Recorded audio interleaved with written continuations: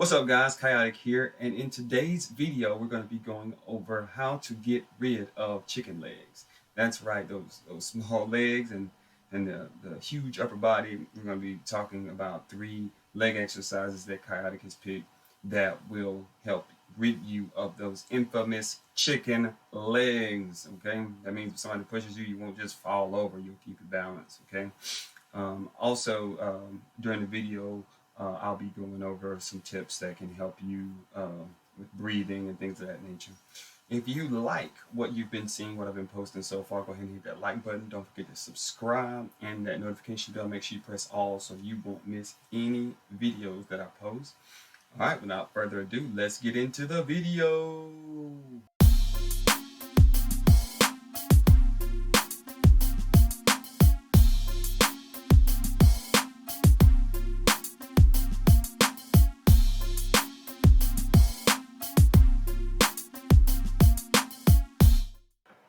Okay, so I'm starting off with the leg extension machine. This one has the ability to have you do one leg at a time. It doesn't have a bar where you can do both with one bar at the same time. But with isolation, we're doing the practice set. It's going to be one set of 15 to 20. Breathing out when I extend, and I'm breathing in when I flex or my legs go back down. Make sure that the weight that you use is a nice easy weight just to get started. You're not trying to just lift the entire gym on the first set. You're just trying to practice to get your blood flow, your oxygen levels going, and different things of that nature. As you notice, I switched to one leg isolated. Instead of doing both legs at the same time, I'm going to do 12 on each side there.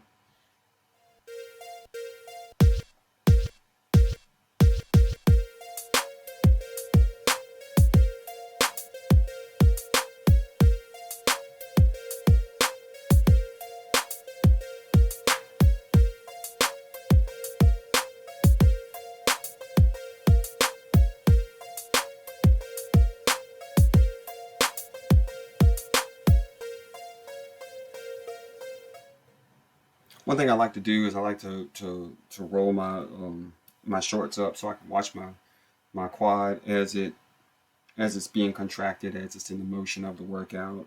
It makes me feel like I'm getting a sense of accomplishment. So feel free to look at that quad, and as you can see that muscle moving, it kind of motivates me. You see the muscle on the left leg on the side right there is contracting and stuff like that. It's just one of the things that I like to do. I like to look at that leg as it moves, just like when you like look at your biceps when you're doing curls, or your chest while you're doing bench press or whatnot. It's about the same way.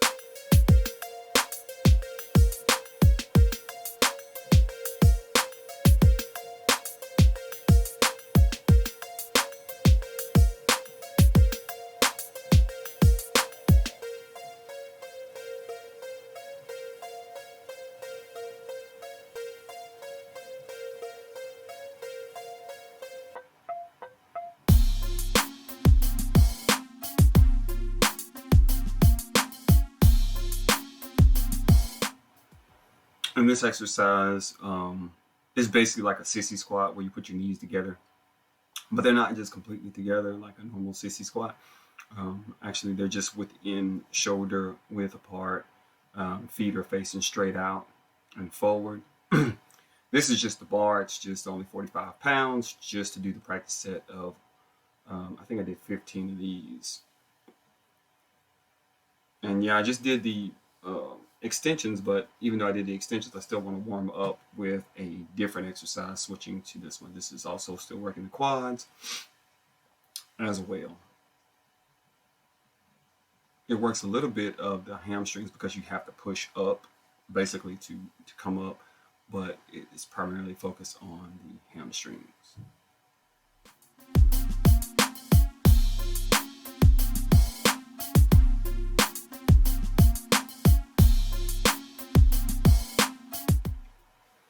All right, so with this one, I've added 25 on each side. Again, 4 sets of 12. Want to make sure that I'm not surprising my quads, even though I did just do the extensions. I still want to make sure, because the exercise is different, I'm standing instead of sitting. I'm preparing my quads for the weight that's being put on it. You don't want to put too heavy weight too soon, because you don't want to pull any muscles, tear any ACLs, MCLs, any of that thing. Any of those are really bad. So your goal is to do these exercises safely. I'm breathing out as I go up. I'm breathing in as I go down. It's going to sound something like this.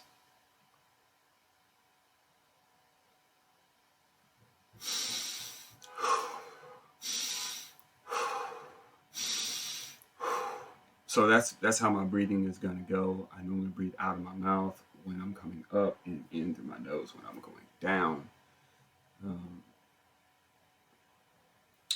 As you can see, I'm not changing the weight, and the reason why I'm not changing the weight, because I'm doing 4 sets of 12. I'm keeping the weight the exact same because I want to expand the oxygen and the blood flow in the muscle, which will make it expand once you have the right type of protein, the right type of meal plan and whatnot to help it after it does its micro tears, and it re-heals from the micro tears from the workout itself. So it's very important. If you're just starting out trying to get rid of chicken legs, you go slow. I'm a firm believer in going slow. The slower you go, the faster you have results, because you're injury free. As long as you're injury free, you have all the speed you need. That's all you want to do. As long as you consistently come into the gym, speed in terms of how much weight you can lift doesn't matter. Just take it slow, slow, slow, slow, slow. Keep it slow. If you feel like coming to the gym one day and you don't have as much power as you normally would, go down in weight. There's no harm in that, because you're still able to do the reps, you're still able to do the form, you're still able to breathe, so the oxygen is still going to expand. Okay, so you won't lose too much, because sometimes we're tired from work, sometimes we're tired from kids, tired from driving, who knows. But when your body says, hey, this is a little heavy, even though this is something you do on a daily basis, listen to it and go down so you don't pull a muscle by accident. And a lot of times when you're doing something like this, you always end up pulling a muscle that has nothing to do with what you're doing. It's just a random muscle. You might pull a back muscle when you're doing legs. You might pull a leg muscle when you're doing back. So just keep that in mind. On this exercise, this is a lying leg curl machine. It has bars, so you can do both legs at one time. You can actually do one leg one time if you just move the leg out of the way or whatever. But again, practice set of 15 or 20 just to get the oxygen flowing in the hamstrings.